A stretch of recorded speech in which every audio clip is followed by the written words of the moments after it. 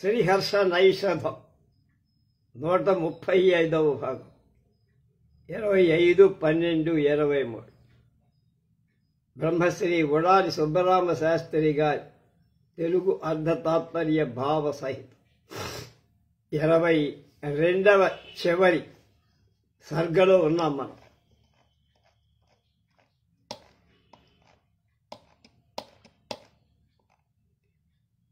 ఆదాయ దండం సకలాసు దిక్షు స్వయం పరిభ్రామ్యతి భానుభిక్షు అబ్ధౌ నిమజ్జన్నివతాపసోయం సంధ్యాభ్రకాళాకాశాయ మభత్పసాయం.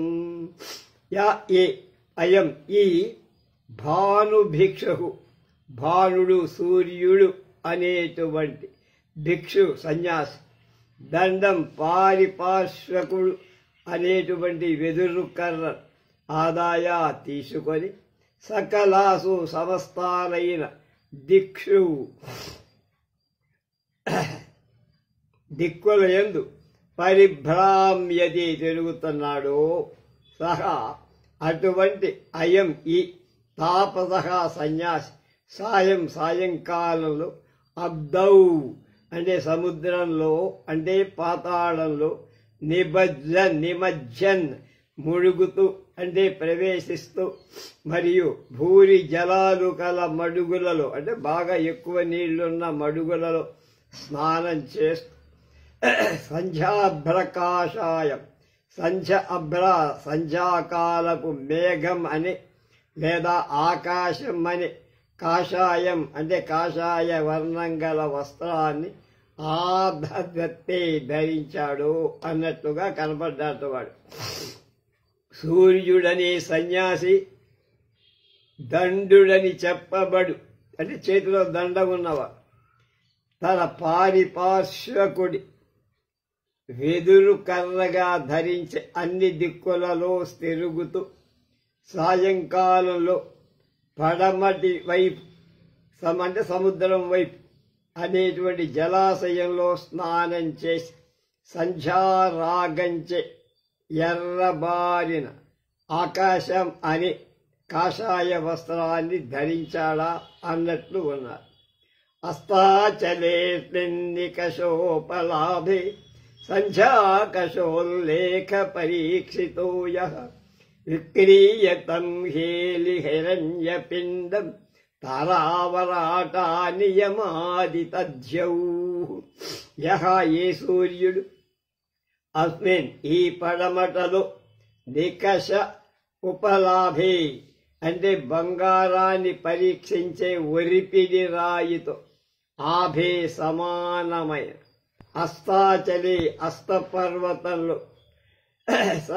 సంధ్యారాగమని కశోల్లేఖ జరిపిడి తీగ చేత పరీక్షిత పరీక్షింపబడి ఇయం ఈ జౌ ఆకాశం తం ఆ హేలి హిరణ్యశిండం హేలి సూర్యుడని హిరణ్య పిండం అంటే బంగారు ముద్ద విక్రియ అమ్మి అంటే మార్చి తారాపరాటాన్ తారా నక్షత్రాలని పరాటాన్ గవ్వలను అది తా పుచ్చుకొన్నాడు.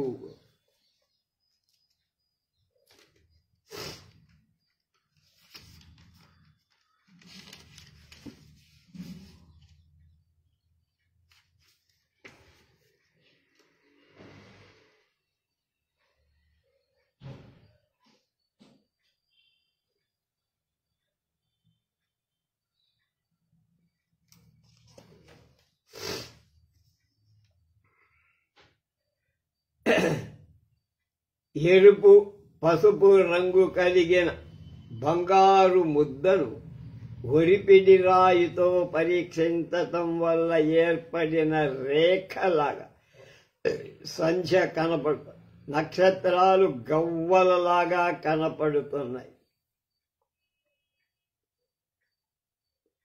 రోగ వ్యవహారం తెలియని వ్యక్తి అని ధ్యౌహ్ అనే స్త్రీలింగ ఉద్దేశం. సాధారణంగా స్త్రీ అమాయకత్వం చేత బంగారు ఇచ్చి గవ్వలవన కొంటారా, కనుక అలా ధూర్తుడి చేత వంచింపబడి గవ్వలతో ద్రవ్య వ్యవహారాలు కావించే దేశంలో బంగారు కూడా ఇచ్చా. ఇదివరకు గవ్వలతో అలా వ్యాపార బార్టర్ పద్ధతి ఉండే.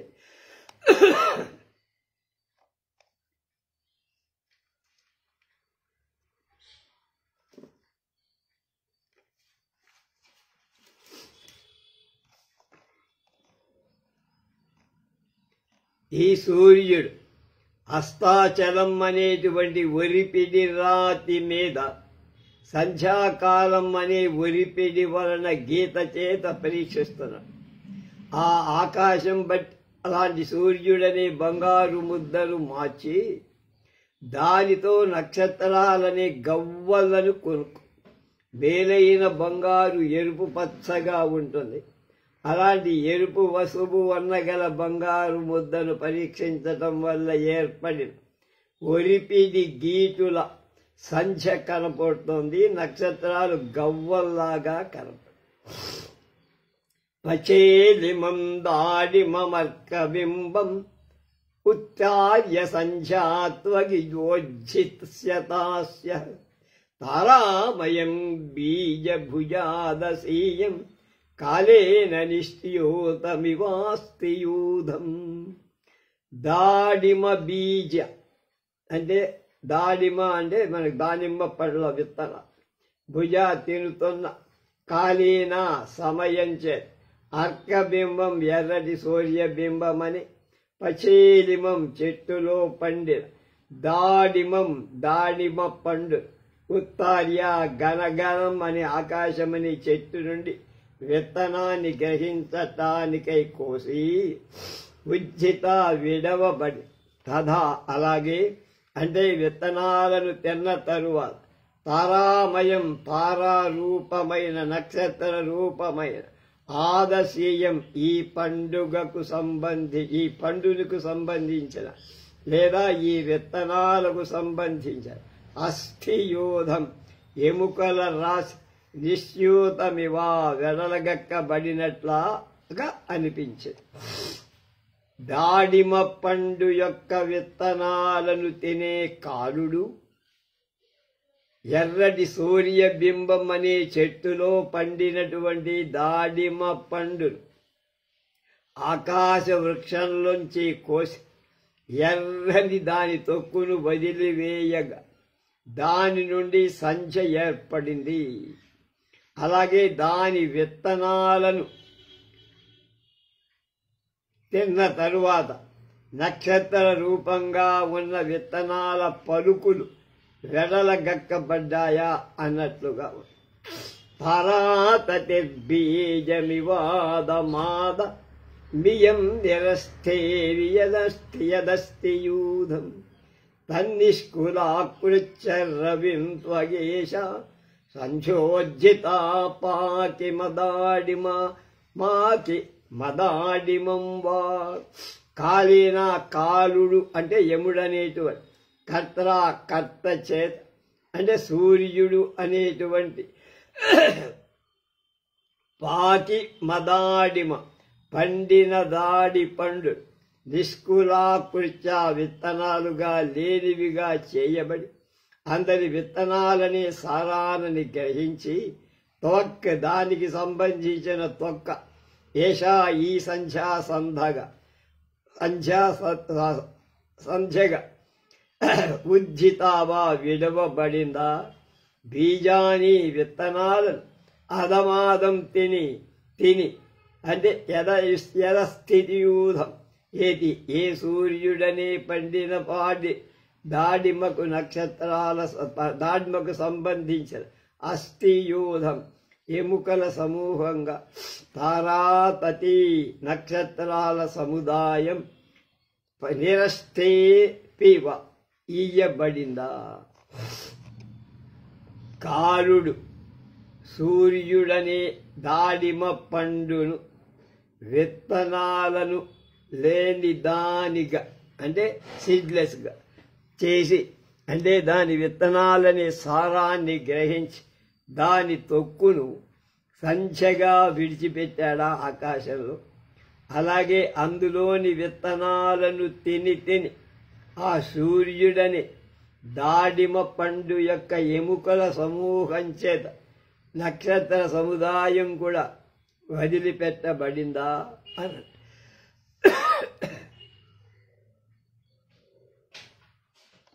సంధ్యావశేషే ధృతతాండవస్య చండీపదే పత్పతనాభిరాతాత్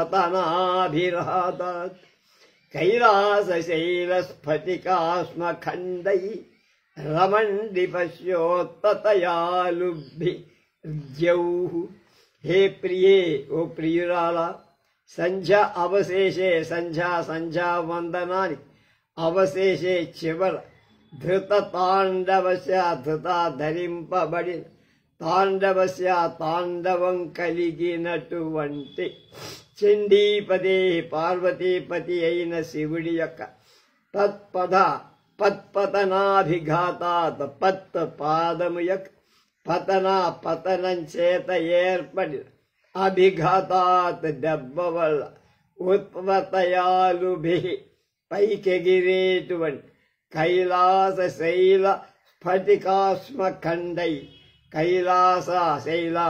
కైలాస పర్వతము యొక్క స్ఫటికాలని ఆత్మశిలల యొక్క ఖండై ముక్కలచే జౌ ఆకాశం అమండి అలంకరింపబడినట్టుగా ఉంది. చూసుకో కావాలంటే.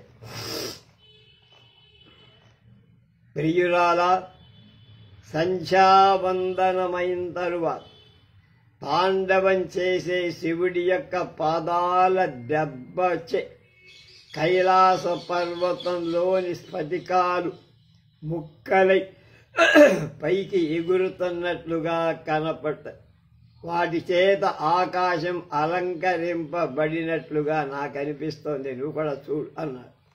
ఇత్థం హ్రియా వర్ణన జన్మనేన సంధ్యామపక్రాంతవతీం ప్రతీత్య తారాతమోదంతు రమంతరిక్షం నిరీక్షమానః స పునర్బభాషే.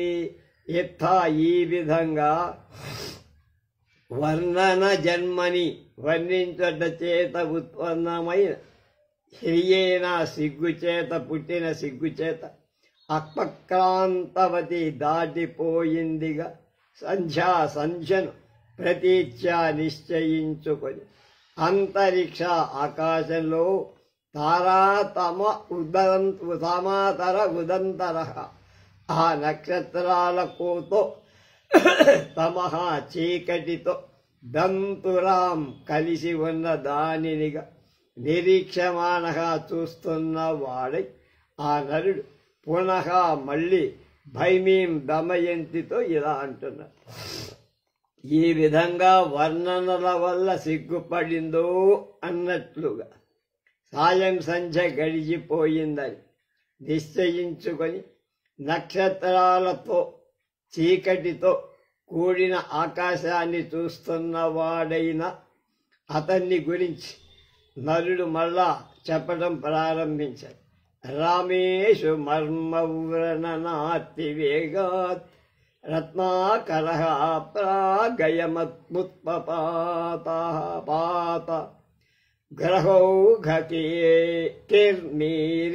మీనకంబు నభూ కామ సరాసరభ్రూ భూ కామసరాసనభృ మన్మధుడి విల్లు వంటి కనుబొమలు కల దమయంతి శ్రీరాముడి యొక్క ప్రణవ గాయపరచటం వల్ల ఇషు బాణాల చేత మర్మస్థానాన్ని ప్రణవ గాయపరచటం వల్ల ఆర్తి బాధ యొక్క వేగాద్ ఎక్కువతనం చేత ఒక చోట ఉండలేక రత్నాకర ఏవా సముద్రుడే అయ్యర్ ఇతడు ప్రాక్ పూర్వం ఉత్పపాత పైకెగరాడు. కాని ఇదం ఈ కనపడేటువంటి సభ ఆకాశం నభః ఆకాశంలో నా కాక లేదు అంటే లేడు. నువ్వు నీల జలాలతో కూడిన రత్న గర్భుడైన సముద్రుడే ఇది. అలాగే ఈ సముద్రుడు గ్రహ ఔఘ కిర్మీరిత మీన కంబు గ్రహ జలచరాలైన జంతువుల యొక్క ఓఘ సముదాయాల చేత కిర్మీరిత మిశ్రమమైన మీన చేపలు కంబు శంఖాలు కలిగినది ఒక సమగ్ర ఆకాశము. గ్రహ శుక్ర గ్రహ బృహస్పత్యాది గ్రహాల యొక్క ఓఘ సమూహము కిర్మీరిత నిర్మించబడిన మీన రాశి యందు కంబు శంఖాకారంగా ఉండే విశాఖ నక్షత్రం కలిగింది. శ్రీరామచంద్రుడు సేతుబంధ సమయంలో రాముడి చేత సముద్రం భేదించటానికి సమపచ్చాడు. దాని ఇవ్వకపోతే దాని బాధ చేతనే సముద్రుడు పైకి ఎగిరాడు. మరలా అలాగే పరశురాముడు తన నివాసాన్ని కల్పించుకోవటానికై సముద్రుడిపై బాణం ప్రయోగించగా భయపడి మళ్ళా పైకి ఎగిరాడు 2 సార్లు అన్నమాట. కనుక పైన కనపడే నలుపు వన్నే సముద్రుడిచే కాని ఆకాశానికి సంబంధించింది సముద్రుడు పై విధంగా పైకి ఎగిరిపోగా అతని అడుగులలో ఉన్న రత్నాలు మొసళ్ళు మొదలైనవి దిగువ భూమి పైన ఉన్న జనుల చేత చూడటానికి వీలుగా ఉన్నాయి. మొసళ్ళు ఎండ్రకాయలు మొదలైన సముద్ర జంతువులే కాని మకరాది రాసులు కావు. అవి పైన ప్రకాశించే తారలు నక్షత్రాలు కావు. ఈ సముద్రంలోని ముత్యాలు మొదలైనవి ఊహించు.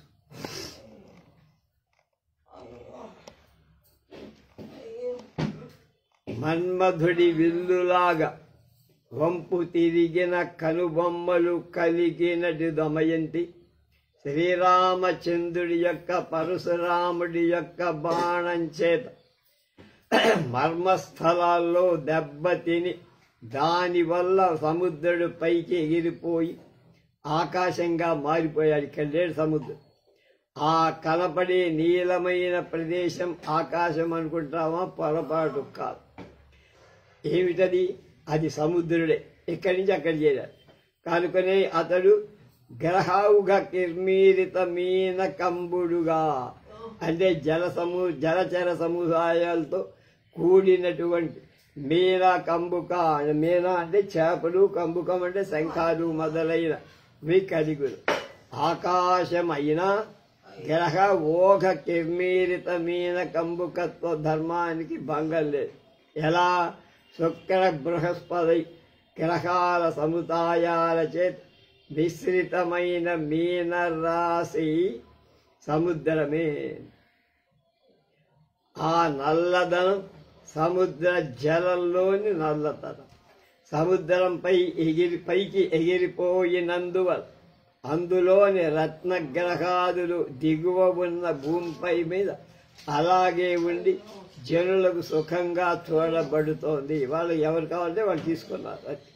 పైన కనపడేటువంటి మకర కర్కటక రాశి రాసులు సముద్రంలోని మొసళ్ళు మొదలైన జంతువులే కానీ రాసులు అనుకుంటావేమో పొరపాటు. మరి పైన కనపడేటువంటి తారలు సముద్రంలోని ముత్యాలే కాని మామూలు నక్షత్రాలు. రావణుడు సీతను అపహరించ అతడితో యుద్ధం చేస్తుంటవి లంకకు పోతుంది. శ్రీరామచంద్రుడు దారి ఇవ్వటానికై సముద్రం మీద బాణం ప్రయోగిస్తాడు అనే రామాయణ కథ దీనిలో మనం అనుసంధానం చేసుకొని బాగుంది. అలాగే పరశురాముడు తాను నివాసం కల్పించుకోవటానికై సముద్రాన్ని బాణంతో కొట్టి తరిమి వేశాడనే పురాణ గాథ కూడా ఇక్కడ మనం తెలుసుకోవాలి. కృతయుగంలో నలుడు, త్రేతాయుగంలో శ్రీరాముడు, పరశురాముడు చేసిన సముద్ర భంగ విషయం ఇక్కడ వర్ణించబడింది. అసంగతం కాని కల్పాస్థిరమ అని శ్రీహర్షుడే దీన్ని వర్జించటం ఇది సంగతం అంట. మోహాయ దేవాస్పరసాం విముక్త స్థరాః శరా పుష్పశరేణ సంఖ్యే పంచ శరస్య నామ్ని ప్రపంచవాచీ ఖలు పంచశబ్దః. హే భైమీ దమయంతి, పుష్పశరేణ పుష్పబాణుడి చేత దేవాప్సరసం దేవతలు అప్సరసలకు కూడా మోహాయ పరస్పర ప్రేమ కలగటానికై నీయు విముక్తాః దేవతల పైన ఉంచటం వల్ల పైకి వెడవబడిన శుభ్ర పుష్పాలైన శరాహ బాణాలు తారాహ ఆ నక్షత్రాలుగా అహం నేను శంకే అనుమానిస్తా. మన్మధుడు పుష్పబాణుడై అతడు పంచబాణుడవటం వల్ల అతనికి బాణాలు 5 కదా, మెంటను తారలు అసంఖ్యాకంగా ఉంటాయి కదా, కనుక అతని బాణాలే తారలని చెప్పటానికి సందేహపడక్కర్ల. ఎందుకు హలు, ఎందుకంటే పంచాశరస్య మన్మధుడి యొక్క నామిని పేరులోని పంచశబ్ద పంచ అనేటువంటి శబ్దం పంచాశవత్ సింహం చెప్పే పంచాశ శబ్దంలోని పంచశబ్దంలాగా పచి విస్తారవచని అనే అచిరార్థత్వాన్ని కలిగించి ప్రపంచవాచి ప్రపంచ విస్తారాన్ని గురించి వాచి చెబుతోందయ్యా, అది గుర్తుపెట్టుకో. దమయంతి, మన్మధుడు దేవతలకు అప్సరసలకు పరస్పరమైన ప్రేమను కలగచేయటానికై తన పురుషత్వంలో ఉండేటువంటి బాణాలపైన ఉన్న ఆ దేవ అప్సరస స్త్రీలపై ప్రయోగించగా అవి తారణులుగా ఉన్నాయని భావించు. వాటికి మన్మధుడికి ఇచ్చకాలు తారలన్నీ అతనికి బాణాలైనతో ఆ నరుడి బాణాలు ఐదే కాక పైన చెప్పినటువంటి తారాఖండం ఇవన్నీ కూడా ఆయన బాణాలే అవుతాయి. కనుక అసంఖ్యాకంగా బాణాలు కలిగిన వాడయ్యాడు.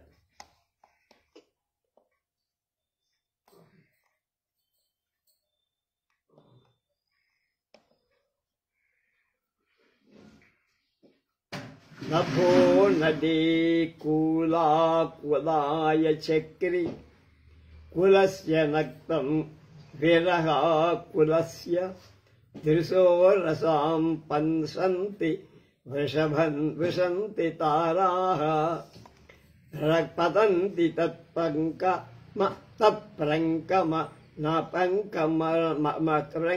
తత్ప్రంకమనాది నాని ధారాః. నక్తం రాత్రిలో విరహాకులస్య ఎడబాటు చేత కలత పొందిన నభో నది ఆకాశ గంగ కులా గట్టు అని కులాయ గూడులో ఉన్న చక్రీ చక్రవాక పక్షుల యొక్క కులస్య సమూహాలతో దృశో అంటే నేత్రాలలోని అపాం జలాలను పురుషంతి బిందువులే తారాహ నక్షత్రాలు తత్ప్రంకమనాని ఆ తారల యొక్క క్రియలు అంటే ప్రత్యంగమాలు ఇవన్నీ కూడా ఆ కన్నీళ్ల యొక్క ధారలై పతంతి భూమిపై పడుతున్నాయి. లేదా ఆ తారల యొక్క సత్కుమువాపి మేషాధి రాసులలో అవి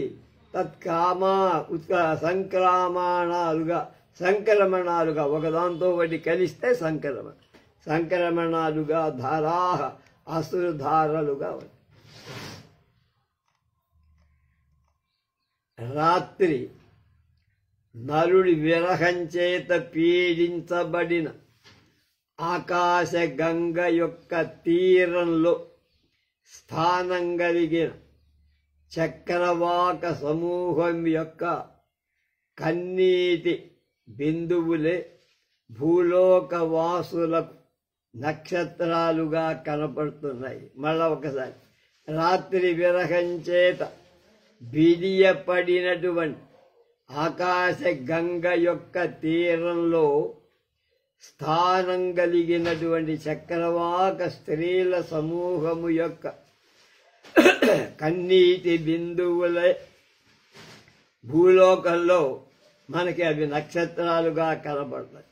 ఆ తారలు క్షీణించటం చేత భూలోకానికి తిరిగి రావాలి కనుక ఆ చక్రవాక స్త్రీలు కన్నీటి ధారలనబడుతున్నాయి.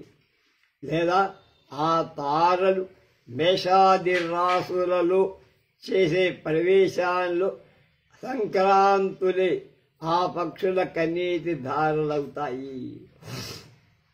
అంటే సూర్యాది గ్రహాలు మేషాది రాసులలో ప్రవేశించడానికి సిద్ధంగా ఉన్నాయి. అది కనుక ఆ ప్రవేశమే సంక్రమణం అని పేరు.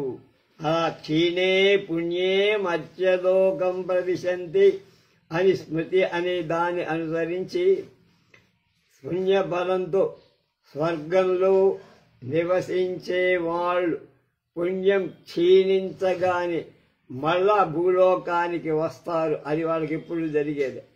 కనుక అలాంటి వాళ్ళే నక్షత్ర రూపాన్ని ధరించి కాంతి రేఖతో ఆకాశం నుండి కిందపై భూమి మీద పడుతూ ఉంటారు.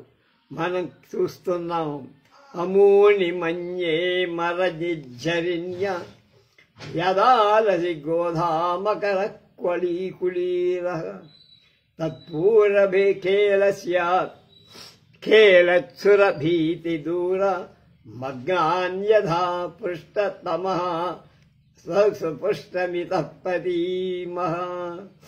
బానే ఉందయ్యా. ఏ ప్రియురాల, గోధా ఉడుము అనే పేరు గల నక్షత్ర సమూహం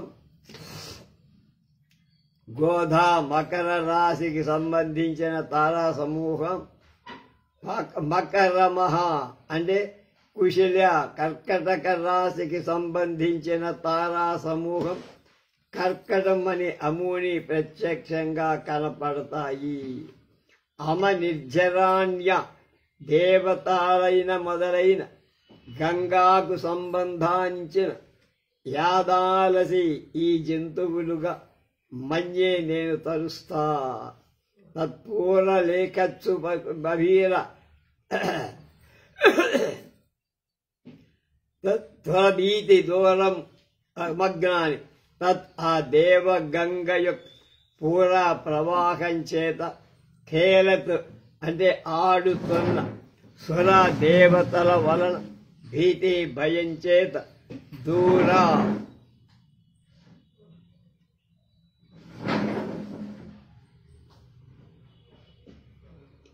అడుగు వరకు మగ్నాని మునిగిన ఆ వస్తుజాలు అధహా కింద భాగంలో తెలుసుకుందాం. మన భూభాగమందు ఉన్న నది యొక్క అడుగు భాగం మందు ఉడుము మొదలైన జంతువులు చూడగలం. గోధా శబ్దం చేత గోధా అనే ఉడుము మొదలైన జంతువులు చూడగలం. గోధా శబ్దం చేత గోధాకారంగా ఉన్న ధూమ వర్ణం మండలంగా జ్యేష్ఠ నక్షత్రం కాని చెప్పుకోవాలి. ప్రియురాల, గోధ అనే పేరు గల తారలను మకర కర్కట రాసులకు సంబంధించిన నక్షత్రాలుగా ప్రత్యక్ష దృశ్యాలైన దేవగంగలోని జలజ జంతువులని నేను అనుకుంటా. కనుక గోదాధి జనతుంపురుడు నీటి విడిచేటువంటి వాటి ఉంటాయి, వాటిపైన ఉంటాయి. అంటే ఆ దేవీ గంగ యొక్క లో క్రీడిస్తున్న దేవతల వలన భయపడి చాలా లోతుగు గల అడుగు భాగంలో మునిగి ఉన్నందువల్ల మనకు చక్కగా కనబడతాయి. అది స్మరస్య కంబు కిమయం చకాస్తి దివి త్రిలోకీ జయవాదనీయ కస్యా పరస్యోడుమయై పశూనై ద్వాదిత్తరశక్తిర్ జడతి భటస్య.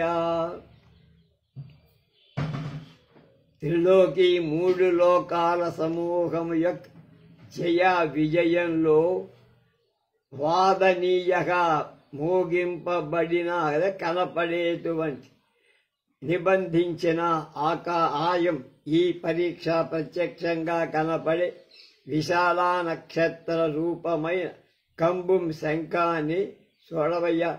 అది కంబు శంకరుడు అక్కడుండి శంకరుడితో కూడినటువంటి నక్షత్రం అని దాని క్లీవ అంటాము. కనుక కంబు కంఠం దివి ఆకాశంలో చకాస్తికం ప్రకాశిస్తోంది కదా. మిక్కిలి ఎత్తైన ప్రదేశంలో ఉంచబడిన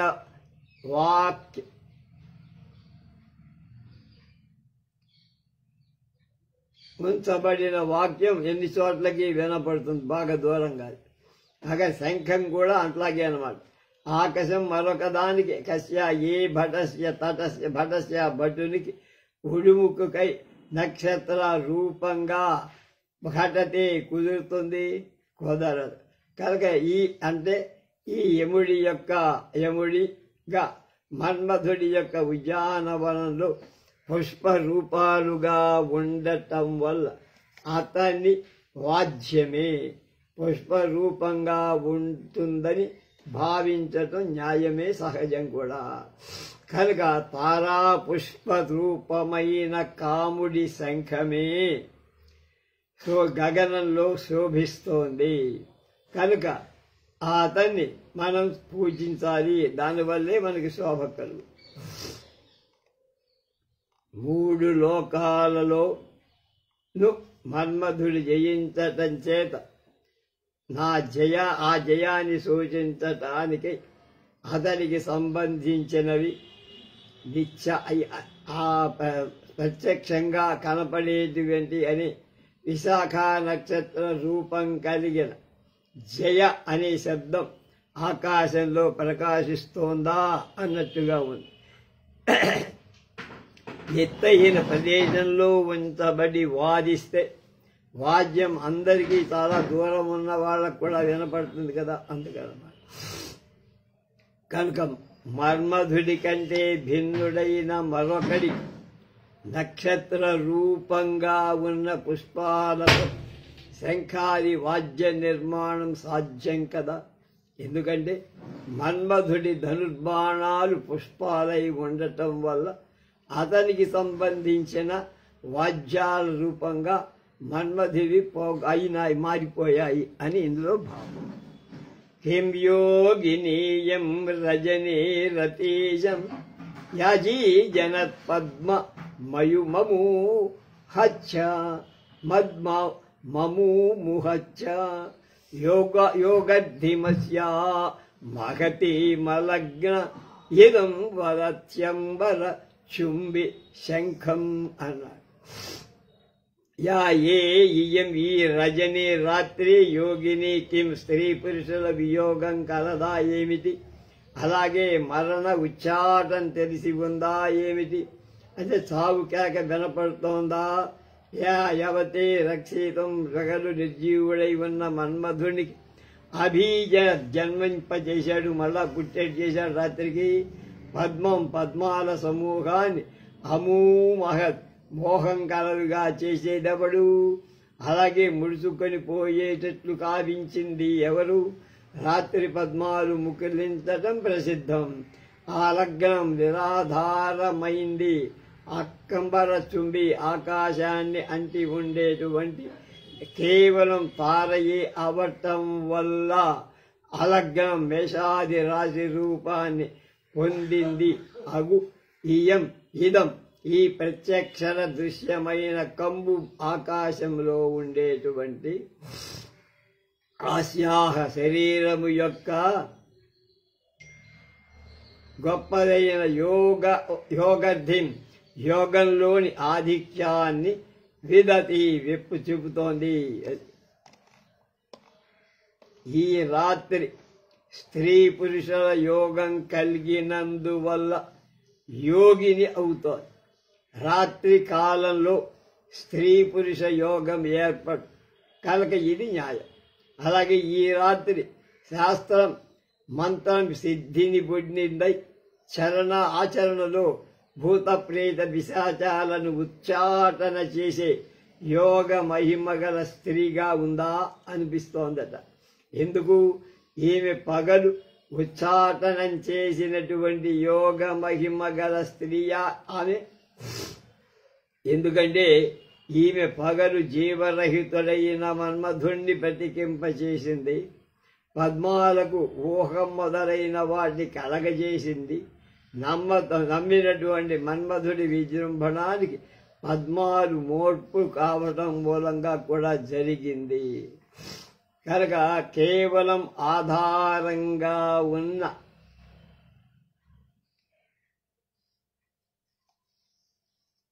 రాశి రూపమైన వ్యవహారం యొక్క ఈ ప్రత్యక్ష దృశ్యంగా ఉన్న శంఖాకృతి గల విశాఖ అనే తార ఈ యోగిని యొక్క గొప్ప యోగ శక్తిని చెబుతోంది. ఆ యోగ శక్తి లేకపోతే నిరాధారమైనటువంటి శంఖం